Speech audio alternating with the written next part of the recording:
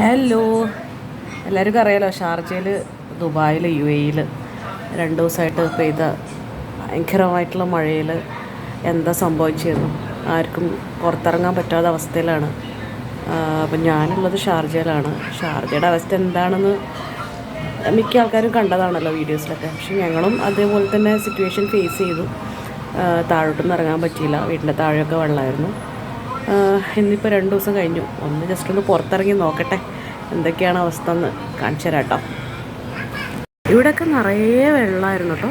Actually നിങ്ങൾക്ക് കാണാൻ പറ്റും, അങ്ങോട്ട് ഫുള്ള് വെള്ളമാണ്, അങ്ങോട്ട് പോകാൻ പറ്റത്തില്ല. ഇവിടെയും ഫുള്ള് വെള്ളമായിരുന്നു, ഈ കടയുടെ പകുതി വരെ വെള്ളമായിരുന്നു. ഇപ്പം 2 ദിവസം കഴിഞ്ഞു, ഇപ്പോഴും സ്റ്റിൽ വെള്ളമുണ്ട്. കുറച്ചൊന്ന് വറ്റിയിട്ടുള്ളൂ. ഇവിടെയൊക്കെ കുറച്ചൊന്ന് ഡ്രെയിനായി. അവിടെ ആ ഭാഗത്തൊക്കെ ഇപ്പോഴും വെള്ളം ഇരിപ്പുണ്ട്. ആകെ വേസ്റ്റും കാര്യങ്ങളൊക്കെ ഇടിഞ്ഞിരിക്കുക റോഡൊക്കെ കണ്ടില്ലേ.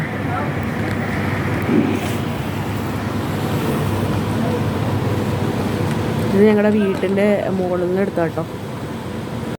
ഷാർജ കോർണിഷ് ഏരിയ കേട്ടോ ഇതൊക്കെ. ഇവിടെയൊക്കെ നല്ല ഡ്രൈ ആയിട്ട് ഇരിക്കുന്നത്, റോഡൊക്കെ നല്ല ഡ്രൈ ആണ്. അപ്പുറം ക്രോസ് ചെയ്താൽ കോർണിഷാണ്.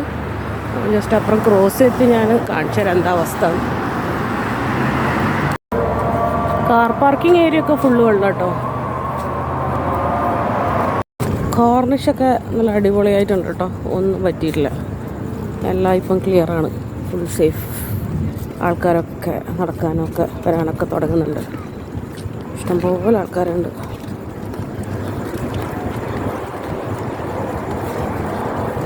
ശാന്തമായിരിക്കുക.